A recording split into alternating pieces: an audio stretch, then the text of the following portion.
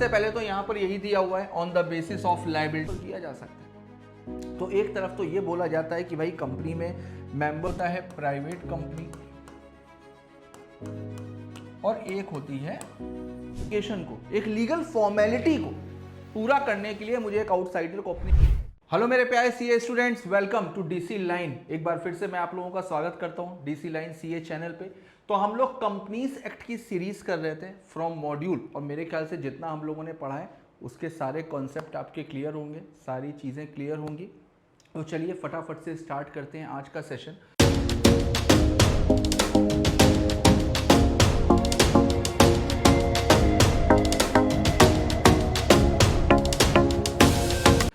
तो last turn पर हम लोगों ने कॉर्पोरेट विल की थ्योरी, इसको हम लोगों ने कंप्लीट किया था, राइट। और इसके जितने भी केस लॉस थे वो सारे हम लोगों ने पढ़ लिए थे, ठीक है। तो अब इसके बाद में जो नेक्स्ट टॉपिक आता है ना, वो आता है classes of companies under the companies act. कि कंपनीज एक्ट में कंपनी को कई सारे पार्ट में डिवाइड किया गया, यानी कि आप इसको ये बोल सकते हो टाइप ऑफ कंपनीज, कि कंपनी कितने तरह की होती है, जिसका एक पार्ट हम लोग ऑलरेडी पढ़ चुके हैं on the basis of liability. Liability के बेसिस पर कंपनी कितने तरह की होती है। तो एक बार देखिए फटाफट से स्टार्ट करते हैं।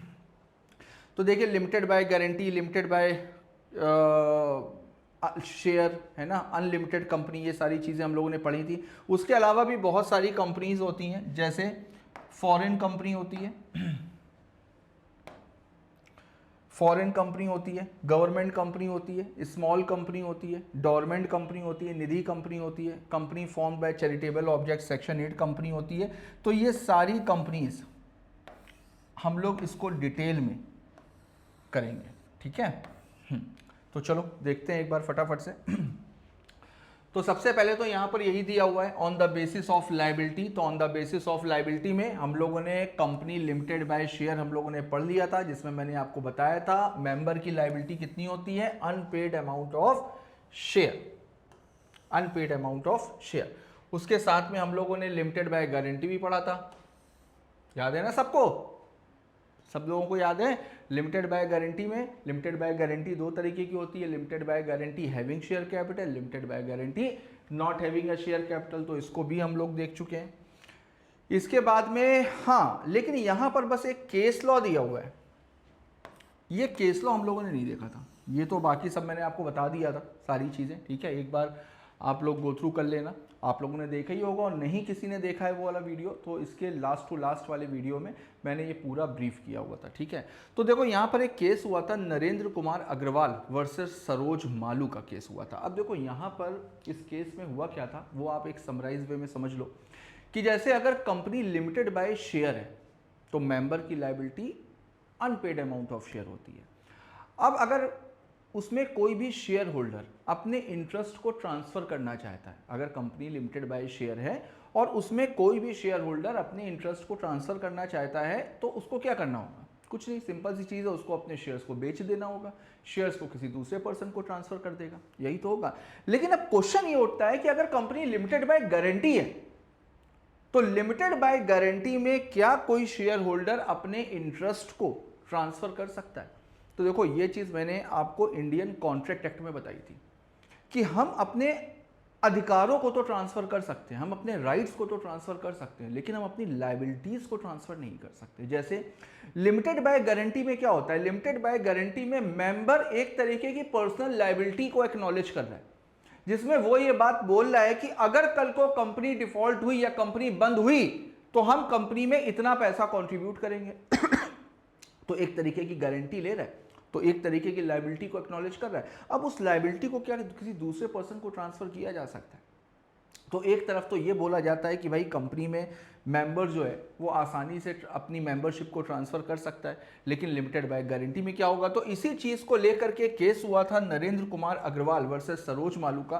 तो यहां पर सुप्रीम कोर्ट ने डिसीजन दिया कि भाई दोनों कंपनीज अलग अलग हैं, लिमिटेड बाय शेयर अलग है, लिमिटेड बाय गारंटी अलग है। लिमिटेड बाय गारंटी में अपने इंटरेस्ट को ट्रांसफर करना वो थोड़ा सा हार्ड हो सकता है, वहां पर कंपनी रिस्ट्रिक्शन लगा सकती है। लिमिटेड बाय शेयर में तो कंपनी रिस्ट्रिक्शन नहीं लगाती है, भाई आप शेयर्स को बेचो, शेयर्स को बेच करके अपने इंटरेस्ट को ट्रांसफर कर लो। तो देखो यहां पर सुप्रीम कोर्ट ने क्या बोला, the supreme court has laid down that the right of guarantee company to refuse to accept the transfer by a member of his interest in the company is on a different footing than that of a company limited by share। तो यहां पर company limited by guarantee में अगर member interest को transfer कर रहा है तो वो एक अलग बात है, लिमिटेड बाय शेयर में अलग बात है, दोनों को सेम नहीं लिया जाएगा। The membership of a guarantee company may carry privileges much different from those of ordinary share holder. बिल्कुल ऑर्डिनरी शेयर होल्डर तो आसानी से अपने इंटरेस्ट को ट्रांसफर कर सकता है, लेकिन लिमिटेड बाय गारंटी में उससे अलग सिचुएशन हो सकती है। तो यहां पर कंपनी रिस्ट्रिक्शंस लगा सकती है, यहां पर कंपनी अपनी टर्म्स और कंडीशंस लगा सकती है मेंबरशिप को ट्रांसफर करने को लेकर के। तो देखिए इसके बाद में हम लोग अनलिमिटेड कंपनी कर रहे थे, तो अनलिमिटेड कंपनी भी हम लोगों ने पूरा कंप्लीट किया था, ठीक है। हाँ, तो अब नेक्स्ट आता है आपका on the basis of member.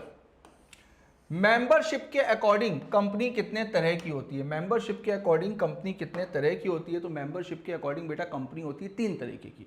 एक होता है ओपीसी,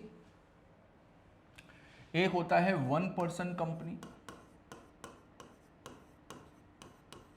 एक होता है प्राइवेट कंपनी, और एक होती है पब्लिक कंपनी, ठीक। OPC is the part of private company. OPC private company का ही पार्ट है, क्यों? क्योंकि ये दोनों ही कंपनीज अपने नाम के आगे प्राइवेट लिमिटेड लगाते हैं, दोनों ही कंपनीज अपने नाम के आगे प्राइवेट लिमिटेड लगाते हैं। बस ओपीसी क्या करती है, ब्रैकेट में ओपीसी लिख देती है ताकि ये पता चल जाए ये 1 पर्सन कंपनी है, ठीक है। तो 3 तरीके की होती है। 1 पर्सन कंपनी में मिनिमम हो या मैक्सिमम हो, एक ही मेंबर होगा, 1 मेंबर। प्राइवेट कंपनी में मिनिमम 2, मैक्सिमम 200। पब्लिक कंपनी के केस में मिनिमम 7, मैक्सिमम अनलिमिटेड, कोई भी लिमिट नहीं है, ठीक है। तो मेंबरशिप के अकॉर्डिंग कह लो या नंबर ऑफ मेंबर्स के अकॉर्डिंग कह लो कि कंपनी कितने तरीके की होती है। 1 person company, private company, public company. 1 person में एक ही मेंबर होता है, प्राइवेट कंपनी में मिनिमम 2, मैक्सिमम 200 होते हैं, पब्लिक कंपनी में कम से कम 7 और मैक्सिमम अनलिमिटेड मेंबर हो सकते हैं। तो सबसे पहले समझते हैं 1 पर्सन कंपनी क्या होती है। तो 1 पर्सन कंपनी को कंपनीज एक्ट 2013 में इंट्रोड्यूस किया गया, कंपनीज एक्ट 1956 में 1 पर्सन कंपनी नहीं थी।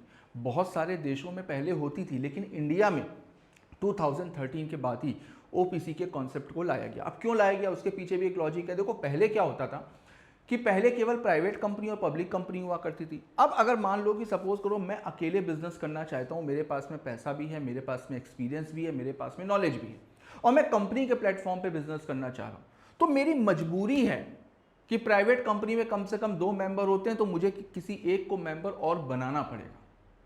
अब एक लीगल ऑब्लिगेशन को, एक लीगल फॉर्मेलिटी को पूरा करने के लिए मुझे एक आउटसाइडर को अपनी कंपनी में लाना पड़ रहा है। कल को हो सकता है वो कोई नुकसान पहुंचा दे, वो तो वहां तो मेरा बिजनेस नुकसान में आ सकता है ना, बिजनेस में एक रिस्क क्रिएट हो रहा है। तो फिर इसी वजह से इस कमी को दूर करने के लिए बोला गया कि भाई अगर आपके पास में पैसा है, आपके पास में नॉलेज है, आपके पास में एक्सपीरियंस है, तो आप बिल्कुल, अगर एक सिंगल मेंबर भी है तो वो अपनी कंपनी को स्टार्ट कर सकता है। उसको बोला जाएगा ओपीसी, 1 पर्सन कंपनी। तो देखिए The Companies Act 2013 introduced a new class of companies which can be incorporated by a single person. तो यहाँ पर सिंगल पर्सन होगा।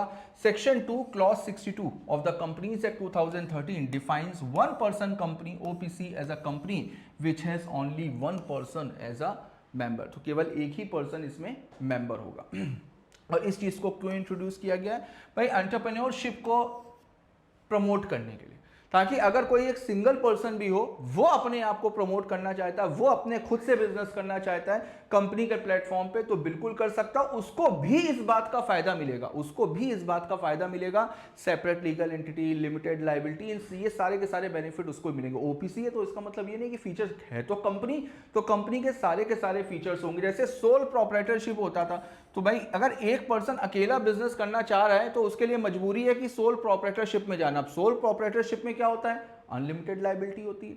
लेकिन यहां पर बोला गया कि भाई एंटरप्रेन्योरशिप को प्रमोट करना है, बिजनेस को प्रमोट करना है, ईज ऑफ डूइंग बिजनेस को प्रमोट करना है। तो इस वजह से यहाँ पर 1 पर्सन कंपनी को लाया गया। OPC is a separate legal entity with a limited liability of the member, whereas in the case of sole proprietor the liability of owner is not restricted and it extends to the owner's entire asset constituting of official and personal. जैसा कि मैंने बताया था कि भाई यहाँ पर अगर सोल प्रोप्राइटरशिप में अगर आप करते हो तो आपके पर्सनल एसेट, बिजनेस के एसेट सब कुछ एक ही हो जाते हैं। कल को अगर बिजनेस में नुकसान हुआ तो आपकी पर्सनल एसेट्स को बेच करके आपके बिजनेस के नुकसान की भरपाई करनी पड़ेगी, जबकि ओपीसी में ऐसा नहीं होता। और साथ में ओपीसी का जो प्रोसीजरल रिक्वायरमेंट है उसको भी बहुत आसान किया गया, उसको भी सिंप्लीफाइड किया गया, और साथ में बहुत सारी एग्जेम्पशंस भी मिली हैं कि ओपीसी को बहुत सारे रूल्स फॉलो करने की ज़रूरत नहीं होती है। जो अदर फॉर्म ऑफ कंपनीज हैं उनको अगर आप ओपीसी से कंपेयर करोगे तो ओपीसी को थोड़ी सी प्रिविलेज मिली हुई है।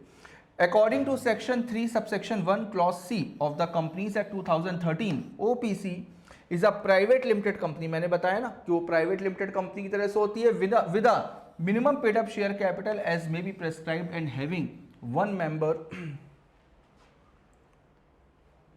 ठीक है, तो उसमें एक ही मेंबर होता है।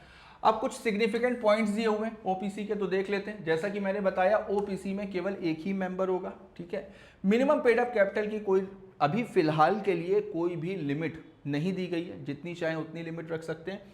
अब देखो ओपीसी होती तो कंपनी है और कंपनी के सारे फीचर्स उसमें भी होंगे। तो अब एक फीचर हम लोगों ने पढ़ा परपेचुअल सक्सेशन। परपेचुअल सक्सेशन का मतलब क्या होता है, मेंबर आते रहते हैं, जाते रहते हैं, कंपनी चलती रहती है।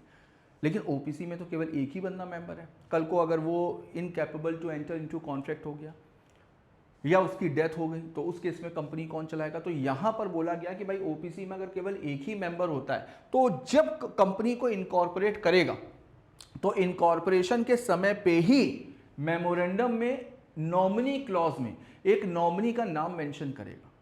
नॉमिनी का नाम क्यों मेंशन करेगा, इन the event of death of original member, जब ओरिजिनल मेंबर की डेथ हो जाएगी तो उसके बाद जो नॉमिनी होगा वो उस कंपनी का मेंबर बन जाएगा।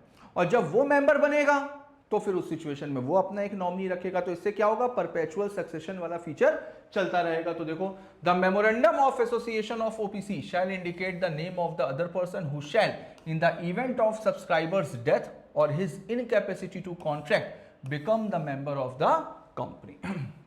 अब देखो दूसरा क्या है, अब भाई जिसका नाम आप मेमोरेंडम ऑफ एसोसिएशन में डाल रहे हो कि भाई मेरे बाद में ये पर्सन कंपनी का मेंबर बनेगा, नॉमिनी का नाम डाल रहे हो, तो नॉमिनी की परमिशन भी तो लोगे। तो नॉमिनी की कंसेंट आपको लेनी पड़ती है ना। The other person whose name is given in the memorandum shall give his prior written consent in prescribe form and the same shall be filed with the ROC at the time of incorporation of the company along with its e-memorandum and e-article।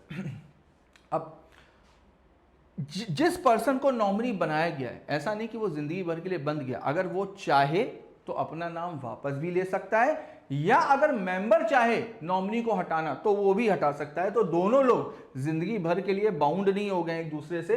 तो such other person may be given the right to withdraw his consent. The member of OPC may at any time change the name of such other person by giving notice to the company and the company shall intimate the same to the registrar। अगर member nominee को change करना चाहता है तो member company को inform करेगा, company ROC को inform करेगी और नॉमिनी चेंज हो जाएगा।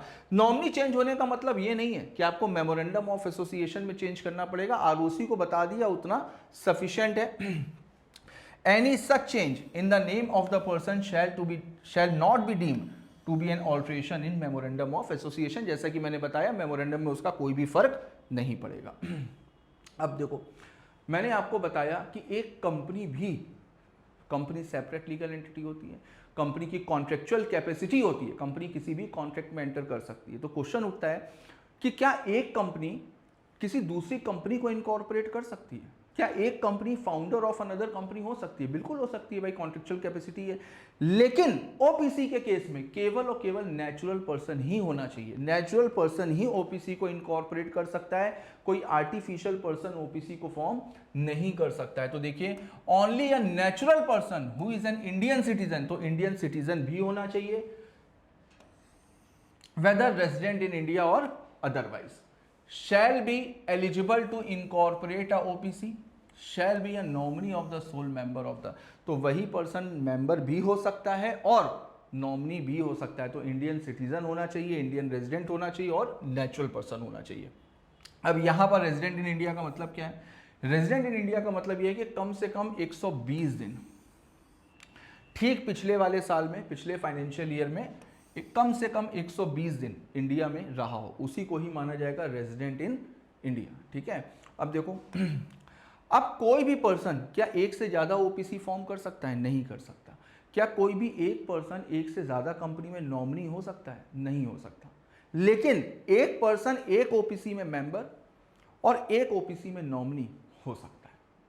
ठीक, आप कहोगे कि सर अभी आपने बोला कि 2 ओपीसी में मेंबर नहीं हो सकता, लेकिन अगर एक ओपीसी में मेंबर और एक ओपीसी में नॉमिनी है तो कल को अगर उसमें भी मेंबर बन गया तो यहाँ तो कंट्राडिक्ट हो रहा है। तो यहाँ पर बेटा अगर कभी ऐसी सिचुएशन आई कि वो एक कंपनी में मेंबर है और एक कंपनी में नॉमिनी है और वो दूसरी कंपनी में मेंबर बन गया, तो वहाँ पर 6 महीने का उसके पास में टाइम होगा। 6 महीने के अंदर वो डिसाइड करेगा कि किस कंपनी में कंटिन्यू करना है और किस कंपनी में छोड़ना है। देखो no person shall be eligible to incorporate more than 1 OPC or become nominee in more than 1 such company, है ना। दूसरा, no minor shall become the member or nominee of OPC, तो माइनर कभी भी मेंबर ना ही नॉमिनी बन सकता है, ना ही कोई शेयर ले सकता है। ठीक है, such company can not be incorporated और converted into company under section 8। तो जो ओपीसी होती है ना वो सेक्शन 8 कंपनी यानी कि एनपीओ, नॉन प्रॉफिट ऑर्गेनाइजेशन नहीं हो सकती। ओपीसी का मोटिव केवल और केवल प्रॉफिट कमाना होगा। ओपीसी कभी भी सेक्शन 8 में रजिस्टर्ड नहीं हो सकती। ठीक है, लेकिन हाँ वो प्राइवेट कंपनी और पब्लिक कंपनी में अपने आप को कन्वर्ट कर सकती है। अब ओपीसी केवल एक बंदा है, कितना काम करेगा? बड़े लेवल का काम कर ही नहीं सकता।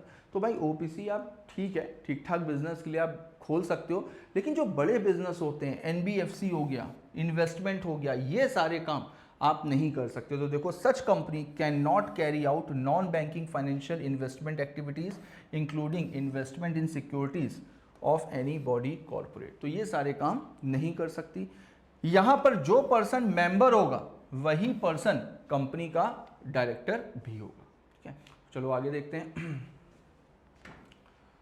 तो देख लेते हैं, 1 मेंबर कंपनी होती है, प्राइवेट कंपनी इन नेचर होती है। मैंने आपको बताया एंटरप्रेन्योरशिप को एनकरेज करने के लिए और बिजनेस को कॉर्पोरेट लेवल में ले जाने के लिए इसको लाया गया।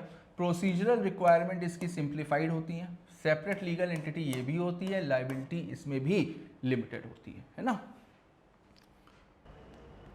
नेक्स्ट आता है देखिए सेक्शन 2 क्लॉज 68।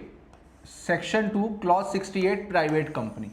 प्राइवेट कंपनी क्या होती है? प्राइवेट कंपनी को मैं 2-3 प्रोविजन आपको बताऊंगा, बस उसको याद रख लेना। प्राइवेट कंपनी को लेकर के कोई क्वेश्चन आएगा तो इससे ज़्यादा नहीं पूछा जाएगा। तो सबसे पहले देखते हैं प्राइवेट कंपनी होती कौन सी है। प्राइवेट कंपनी, ठीक है, सेक्शन 2 क्लॉज 68। देखिए प्राइवेट कंपनी का मतलब ऐसी कंपनी जिसके आर्टिकल ऑफ एसोसिएशन में 3 रिस्ट्रिक्शंस हो। ऐसी कंपनी जिसके आर्टिकल ऑफ एसोसिएशन में 3 रिस्ट्रिक्शंस हो, ऐसी कंपनी को बोला जाता है प्राइवेट कंपनी। अब कौन कौन सी 3 रिस्ट्रिक्शन? सबसे पहली prohibit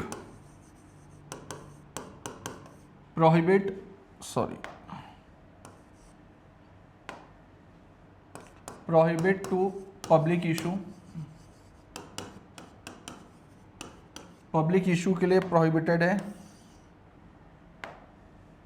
next, restrict to transfer its shares. Restrict to transfer its shares. तीसरा, मेंबर्स शुड नॉट एक्सीड 200। ठीक, अब देखो ऐसी कोई भी कंपनी जिसके आर्टिकल ऑफ एसोसिएशन में 3 रिस्ट्रिक्शन है, कौन कौन सी? Prohibit to public issue. Public issue नहीं ला सकते, किसी भी हालत में नहीं ला सकते, डायरेक्टली और इनडायरेक्टली किसी भी हालत में नहीं ला सकते। Restrict to transfer it shares, इसके शेयर्स के ट्रांसफर करने को लेकर के रिस्ट्रिक्शन होती है। अब बच्चों को लगता है सर यहां पर भी लिखा हुआ है प्रोहिबिट, यहाँ पर लिखा हुआ है रिस्ट्रिक्शन, तो दोनों का मतलब तो एक ही होता है, दोनों का मतलब होता है मना करना, तो क्या दोनों का मतलब यहाँ पर एक ही है? नहीं। अगर कहीं पर भी प्रोहिबिट वर्ड यूज हुआ है तो प्रोहिबिट का मतलब होता है आप किसी भी हालत में, किसी भी सूरत में ये काम कर ही नहीं सकते, ना डायरेक्टली ना इनडायरेक्टली, तो यानी कि पब्लिक इशू किसी भी हालत में नहीं ला सकते। लेकिन अगर कहीं पर रिस्ट्रिक्शन लिखा हुआ है तो रिस्ट्रिक्शन का मतलब होता है बेटा विद टर्म्स एंड कंडीशंस, यानी कि कुछ टर्म्स और कंडीशन दी होंगी, उन टर्म्स और कंडीशंस को फॉलो करने के बाद में, उन टर्म्स और कंडीशन को पूरा करने के बाद में आप ये काम कर सकते हो। तो इसका मतलब प्राइवेट कंपनी के शेयर्स को ट्रांसफर करने को लेकर के कुछ रिस्ट्रिक्शंस होती हैं, उन रिस्ट्रिक्शन को फॉलो करने के बाद में आप कंपनी के शेयर्स को ट्रांसफर कर सकते हो। और तीसरा है member should not exceed 200 member, 200 से ज्यादा नहीं होने चाहिए। इसमें एक चीज ध्यान रखने वाली है कि जब ये 200 मेंबर्स की काउंटिंग करी जाएगी, क्यों काउंटिंग करी जाएगी, क्यों काउंटिंग करना जरूरी है, क्योंकि इस वजह से बेटा आर्टिकल ऑफ एसोसिएशन में रिस्ट्रिक्शन में आता है कि 200 से ज्यादा मेंबर्स नहीं होने चाहिए। अगर ये किसी भी तरीके से गलती से भी 201 पहुंच गया तो फिर वहां पर आपकी प्राइवेट कंपनी कन्वर्ट हो जाएगी पब्लिक कंपनी में। क्यों? क्योंकि अब ये रिस्ट्रिक्शन तो आप फॉलो कर नहीं रहे हो, एक भी रिस्ट्रिक्शन, सारी की सारी रिस्ट्रिक्शंस को आपको फॉलो करना पड़ेगा। और अगर एक भी रिस्ट्रिक्शन को आपने फॉलो नहीं किया तो फिर इसका मतलब आपने अपने आर्टिकल्स को फॉलो नहीं किया, अब आपकी कंपनी पब्लिक लिमिटेड कंपनी में कन्वर्ट होगी। इस वजह से प्राइवेट कंपनी को समय समय पर अपने मेंबर्स की काउंटिंग करनी पड़ती है, देखना पड़ता है कि मेंबर्स एग्जैक्टली हैं कितने। तो यहां पर देखिए जब 200 मेंबर्स की काउंटिंग करी जाएगी ना तो कुछ बातों का ध्यान रखा जाएगा, जैसे जो ज्वाइंट शेयर होल्डर्स होंगे, जो ज्वाइंट शेयर होल्डर्स होंगे उनको बेटा हमेशा सिंगल माना जाएगा। यानी जब 200 मेंबर्स की काउंट करी जाएगी ना तो वहां पर ज्वाइंट शेयर होल्डर्स को एक माना जाएगा। जैसे फॉर एग्जांपल कि मिस्टर ए और मिस्टर बी मिल करके किसी प्राइवेट कंपनी के शेयर्स को होल्ड कर रहे हैं, तो अब यहां पर हैं तो दो, लेकिन जब 200 मेंबर्स की काउंटिंग होगी तो यहां पर काउंटिंग में लिखा जाएगा 1, यानी इसको एक माना जाएगा। अब मॉड्यूल में नहीं दिया हुआ है, मैं आपको अलग से बता रहा हूं। जैसे ज्वाइंट शेयर होल्डर्स ए और बी हैं तो मैक्सिमम ज्वाइंट शेयर होल्डर्स 3 हो सकते हैं, जैसे ए बी एंड सी, 4 नहीं हो सकते, ए बी सी डी 4 नहीं हो सकते, ठीक है। तो ज्वाइंट शेयर होल्डर मैक्सिमम 3 हो सकते हैं, तो ज्वाइंट शेयर होल्डर्स को हमेशा सिंगल माना जाएगा। दूसरा, एम्प्लॉइज को काउंट नहीं किया जाएगा, यानी जो कंपनी के एम्प्लॉइज हैं अगर कंपनी ने उनको भी शेयर्स इशू किए हुए हैं तो उनको काउंट नहीं किया जाएगा 200 मेंबर्स में। तीसरा, एक्स एम्प्लॉइज को भी काउंट नहीं किया जाएगा। अब क्वेश्चन आता है कि एक्स एम्प्लॉय है कौन? एक्स एम्प्लॉय का मतलब क्या होता है? एक्स एम्प्लॉय का मतलब होता है बेटा कि अगर कोई भी एम्प्लॉय है कंपनी में, ड्यूरिंग द एम्प्लॉयमेंट अगर कंपनी ने उसको शेयर्स इशू किए हैं, यानी कि जब कंपनी शेयर्स इशू कर रही है तब वो कंपनी का एम्प्लॉय है, आगे चल करके वो रिटायर हो गया है या उसने जॉब छोड़ दी है या कंपनी ने हटा दिया है, लेकिन अभी भी वो कंपनी के शेयर्स को कंटिन्यू कर रहा है, अभी भी वो कंपनी के शेयर्स को होल्ड कर रहा है, तो ऐसे पर्सन को बोला जाता है एक्स एम्प्लॉय। मेरी बात समझ में आई? जिस समय कंपनी शेयर्स इशू कर रही है उस समय उसका एम्प्लॉय होना जरूरी है। अब एग्जाम में देखो घुमा करके क्वेश्चन पूछा जाएगा, एग्जाम में क्या क्वेश्चन पूछा जाएगा कि एक मिस्टर एक्स है, वो एबीसी प्राइवेट लिमिटेड कंपनी में एम्प्लॉय है, एक बार वो रिटायर हो गए, उनके रिटायरमेंट के 3 दिन बाद कंपनी ने रिटायरमेंट पार्टी ऑर्गेनाइज करी जिसमें कंपनी के चेयरमैन ने ये अनाउंस किया कि कंपनी उनको 1 लाख रुपए के शेयर्स दे रही है बेनिफिट के तौर पे। ठीक है, उन्होंने 1 लाख के शेयर्स ले लिए। अब आपसे पूछा जाएगा कि कुछ समय के बाद में कंपनी के मेंबर्स की काउंटिंग हुई तो क्या वहां पर मिस्टर एक्स को कंपनी का एम्प्लॉय माना जाएगा, यानी कि 200 मेंबर्स में काउंट किया जाएगा? तो अब आपका आंसर होना चाहिए यस, उनको 200 मेंबर्स में काउंट किया जाएगा। अब वो कंपनी के एम्प्लॉय नहीं है, क्यों? क्योंकि कंपनी ने जब उनको शेयर्स इशू किए तब तो वो कंपनी के एम्प्लॉय नहीं थे, तब तो वो एक आउटसाइडर बन चुके थे। भाई रिटायरमेंट के बाद में तो एक आउटसाइडर है ना, यानी कंपनी एक आउटसाइडर को शेयर्स इशू कर रही है, तो वहां पर जब 200 मेंबर्स की काउंटिंग होगी तो उनको काउंट किया जाएगा, उनको एक्स एम्प्लॉय नहीं माना जाएगा। एक्स एम्प्लॉय के लिए ये चीज जरूरी है कि जब कंपनी शेयर्स इशू कर रही है तब वो कंपनी का एम्प्लॉय हो और बाद में उसने जॉब छोड़ दियो। मेरी बात समझ में आ रही है? तो उसको माना जाएगा एक्स एम्प्लॉय। तो ये चीजें आपको याद रखने वाली है, मैक्स टू मैक्स इसी से ही एग्जाम में पूछा जा सकता है। तो देखते हैं एक बार थ्योरी में, देखो private company means a company having a minimum paid up share capital as may be prescribed. अभी कुछ भी प्रेस्क्राइब नहीं है, अभी मिनिमम कैपिटल की कोई भी रिक्वायरमेंट नहीं है। ये लाइन यहाँ पर देने का पर्पस केवल और केवल इतना है कि गवर्नमेंट ने अपने पास में राइट को रिजर्व करके रखा हुआ है। जिस दिन गवर्नमेंट चाहेगी उस दिन मिनिमम कैपिटल को प्रेस्क्राइब कर सकती है, अदरवाइज आज की तारीख में कुछ भी नहीं है। And which by its articles, तो जिसके आर्टिकल में restrict the transfer to shares except in case of OPC limits the number of member to 200। OPC भी प्राइवेट लिमिटेड कंपनी का पार्ट होता है, तो इस वजह से लिखा हुआ है उसको छोड़ करके 200 से ज़्यादा मेंबर नहीं होने चाहिए। और यहाँ पर वही कंडीशन लिखी हुई है, where 2 or more person hold 1 और more shares in a company jointly they shall for the purpose of this clause be treated as a single member. उसको सिंगल मेंबर की तरह से ट्रीट किया जाएगा। आगे देखो, provided further that persons who are in the employment of the company and person who having been formerly in the employment of the company, यानी कि जो कंपनी के पहले एम्प्लॉयमेंट में था, were members of the company, और उसी समय वो कंपनी का मेंबर भी था, while in that employment and have continued to be member after the employment, यानी जब उसका एम्प्लॉयमेंट खत्म हुआ तब भी वो मेंबरशिप को कंटिन्यू कर रहा है, तो उसको माना जाएगा एक्स एम्प्लॉय। तो ये एक्स एम्प्लॉय का आप मान करके चलो कि एक्स एम्प्लॉय की ये मीनिंग है, तो इसको ध्यान रखना, ठीक है। Shall not be included in the number of members, ठीक है। और तीसरा, जैसा कि मैंने बताया, prohibit any invitation to public to subscribe for any securities of the company. Done है यहां तक सबको? आगे देखो, अब देखो कुछ सिग्निफिकेंट पॉइंट्स दिए हुए हैं, सेम वही हैं जो अभी हम लोग पढ़ करके आए हैं। No minimum paid up capital required, minimum number 2 होने चाहिए, कम से कम 2 मेंबर्स होने चाहिए, और ज़्यादा से ज़्यादा 200 हो सकते हैं। ओपीसी के केस में एक ही होगा, maximum 200, excluding present employ and ex employees. Right to transfer share restricted, restriction लगी रहती है। प्रोहिबिट टू पब्लिक इशू, ये भी मैंने आपको बताया। स्मॉल कंपनी अभी हम लोग आगे पढ़ेंगे, लेकिन अभी फिलहाल के लिए स्मॉल कंपनी हमेशा प्राइवेट कंपनी होगी। ऐसी प्राइवेट कंपनी, ठीक है, जो कुछ कंडीशंस को फुलफिल करती है, तो ऐसी प्राइवेट कंपनी को स्मॉल कंपनी का डेजिग्नेशन मिल जाता है। इसको अभी आगे पढ़ेंगे। OPC can be formed only as a private company. अब देखो नेक्स्ट आता है स्मॉल कंपनी थोड़ा सा फिलहाल के लिए, प्रेजेंट टाइम के लिए थोड़ा सा डिस्प्यूटेड टॉपिक है। क्यों डिस्प्यूटेड टॉपिक है? यहाँ पर मॉड्यूल में आपके में जो लिमिट है वो है 4 करोड़ और टर्नओवर की है 40 crore. Paid up capital 4 crore और टर्नओवर 40 करोड़, ये मॉड्यूल में गिवन है। आज की तारीख में जो एप्लीकेबल हो चुका है वो है 10 करोड़ और 100 करोड़ रिस्पेक्टिवली, ठीक। पार्लियामेंट में जो प्रपोज है, जो अभी कॉर्पोरेट बिल लोकसभा में पास हुआ, उसमें जो लिमिट है वो और बढ़ा दी गई है, वो 20 करोड़ और 200 करोड़, ठीक है। तो अभी फिलहाल 3 है, लेकिन आपको कौन सी लिखनी है?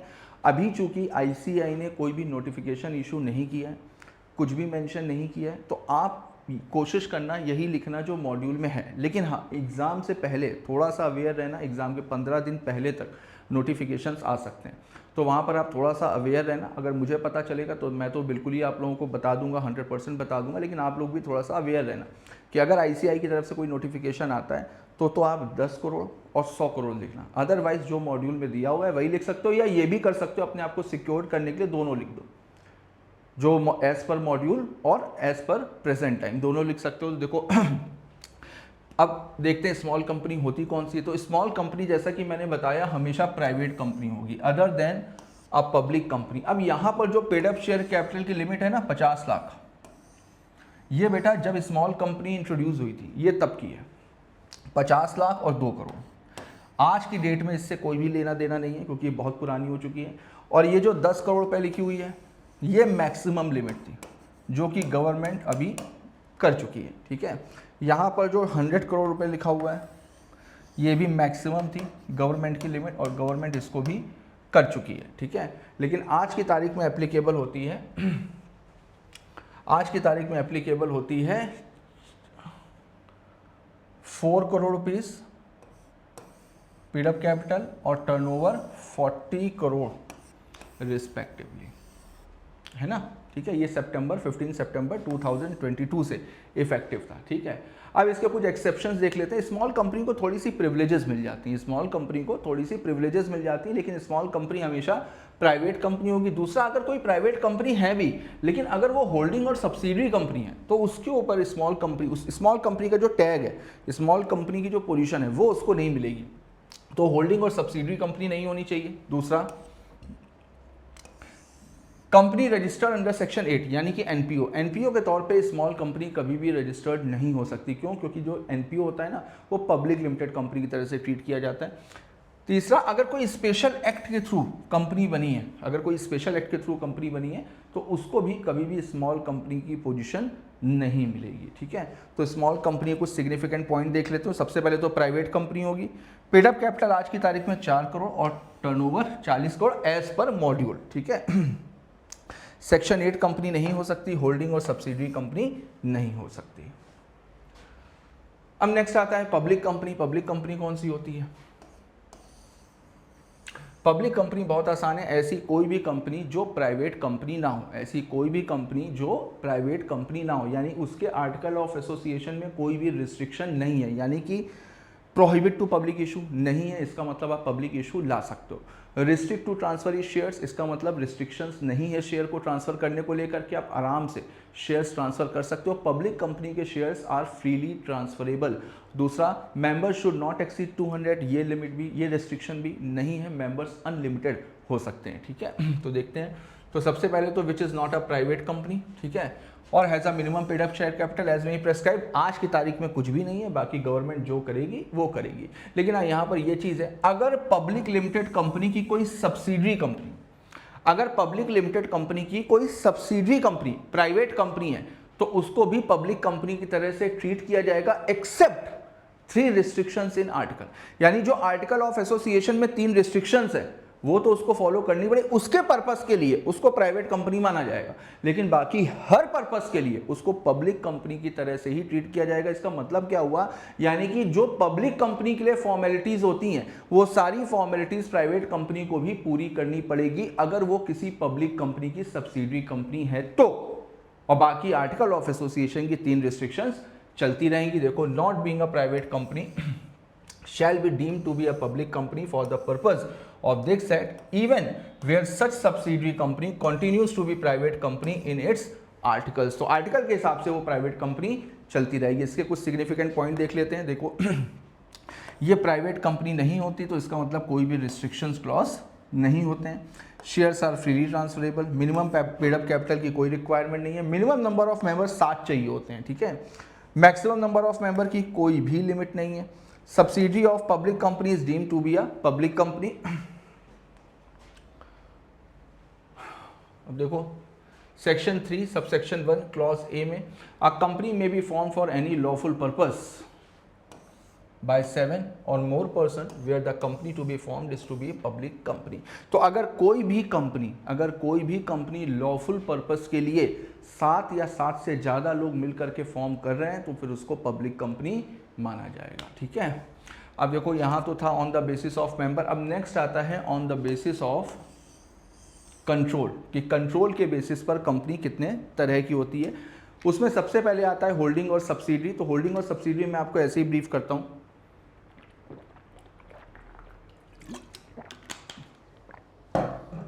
उसके बाद में आप पढ़ना थ्योरी, 100% समझ में आ जाएगी। देखो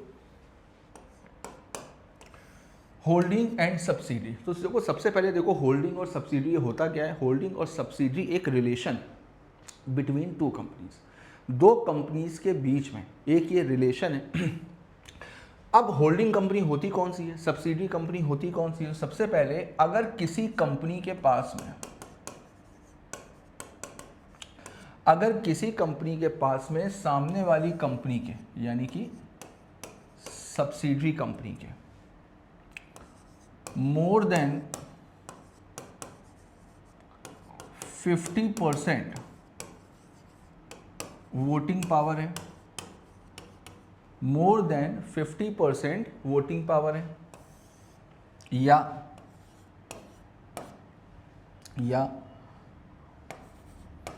कंट्रोल ऑफ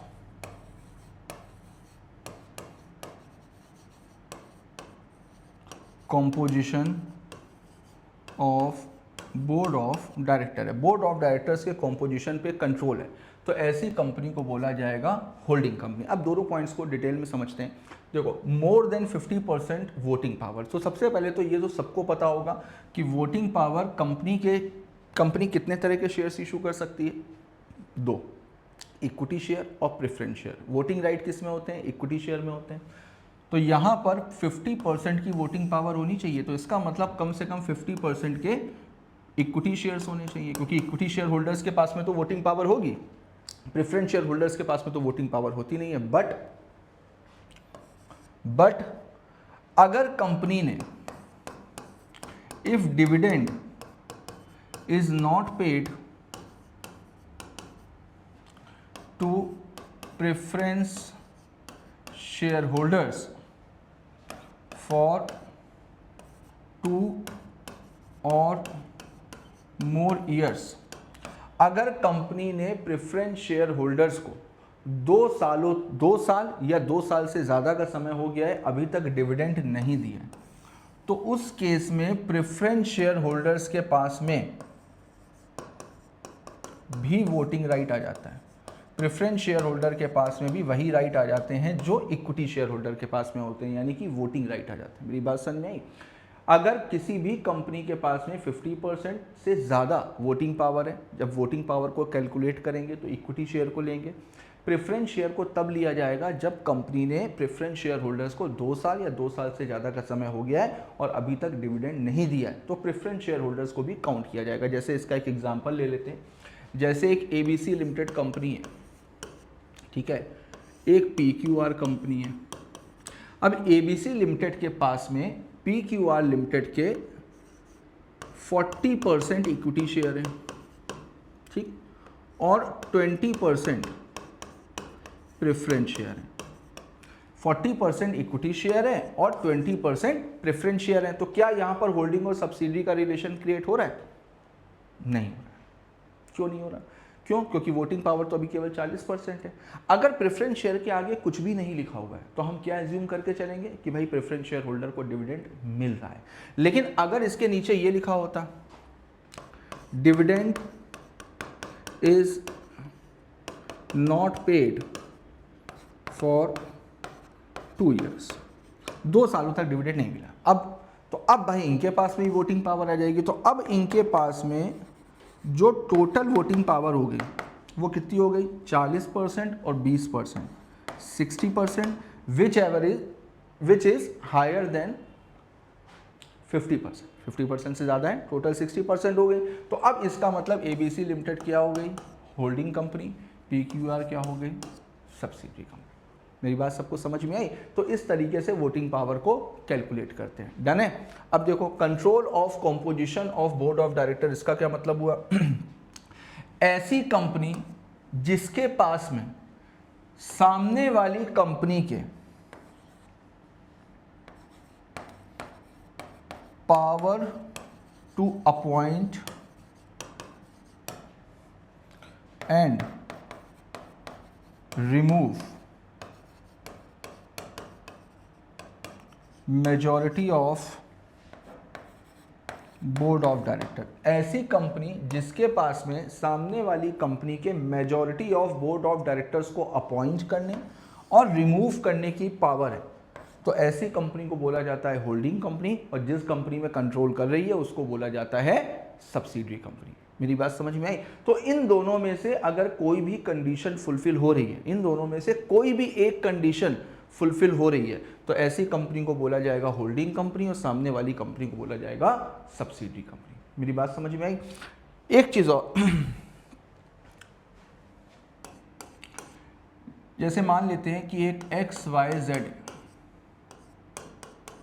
ये होल्डिंग कंपनी है, ठीक, इसकी एक सब्सिडरी कंपनी है PQR लिमिटेड, इसकी एक सब्सिडरी कंपनी।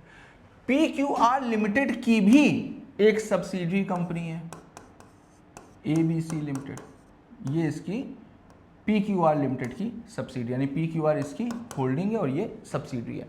तो अब ABC लिमिटेड को भी बोला जाएगा सब्सिडरी ऑफ XYZ लिमिटेड। क्यों? क्योंकि भाई ये इसकी सब्सिडरी है, ये इसकी सब्सिडरी है, तो अगर देखो तो इसको भी तो कहीं ना कहीं XYZ लिमिटेड ही कंट्रोल कर रही होगी।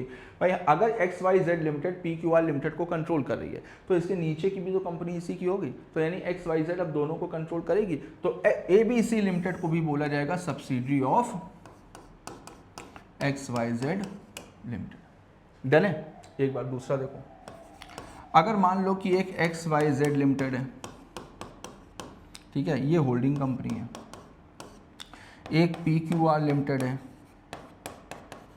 ये इसकी सब्सिडरी कंपनी है, एक है ABC लिमिटेड, ठीक है। अब XYZ लिमिटेड के पास में ABC लिमिटेड के XYZ लिमिटेड के पास में ABC लिमिटेड के 35% शेयर्स हैं, ठीक। PQR लिमिटेड के पास में ABC लिमिटेड के 20% के शेयर्स हैं, यानी होल्डिंग कंपनी और सब्सिडरी कंपनी दोनों मिला करके कितने परसेंट होल्ड कर रही हैं? 51%, 55% होल्ड कर रही हैं, विच इज़ हायर देन 50%। तो इसका मतलब अब XYZ is a holding of ABC limited, यानी कि ये सब्सिडरी कंपनी बन गई ऑफ XYZ लिमिटेड। डन है सबको? ठीक है। तो इतनी सिचुएशंस होती हैं यहाँ पर, होल्डिंग और सब्सिडरी का रिलेशन क्रिएट होता है, ठीक है। एक बार देखो इसकी डेफिनेशन है, डेफिनेशन आप एक बार देख लेना, ठीक है। मैं आपको ऐसे ही बता दे रहा हूँ। देखो सबसे पहले, controls the composition of board of director और एक्सरसाइज और control more than 1/2 of the total voting power. बेटा बस ये याद रखना, मोर देन 1/2 है। बहुत बच्चे कंफ्यूज हो जाते हैं कि जैसे एग्जाम में कंफ्यूज करने के लिए दे दिया कि 50.2% है, तो यहाँ पर होल्डिंग होगी कि नहीं होगी? तो देखो मोर देन 1/2 लिखा हुआ है, हाफ से ज़्यादा कुछ भी होगा तो होल्डिंग और सब्सिडरी का रिलेशन क्रिएट हो जाएगा। बच्चों को लगता है कि यार 51% होनी चाहिए, तो 50 के बाद में 51 ही थोड़ी ना आता है, 50 और 51 के भी तो बीच में आते हैं ना। तो इस वजह से 50% से ज़्यादा होनी चाहिए, तो 50% ज़्यादा कुछ भी है तो वहाँ पर होल्डिंग और सब्सिडरी का रिलेशन क्रिएट होगा, आइदर एट इट्स ओन, या तो अकेले, और टुगेदर विद वन और more of its subsidiary company, जैसा कि अभी मैंने बात पीछे एग्जांपल दिया, खुद होल्ड कर रही है या अपनी सब्सिडरी कंपनी के साथ में मिल करके होल्ड कर रही है ना।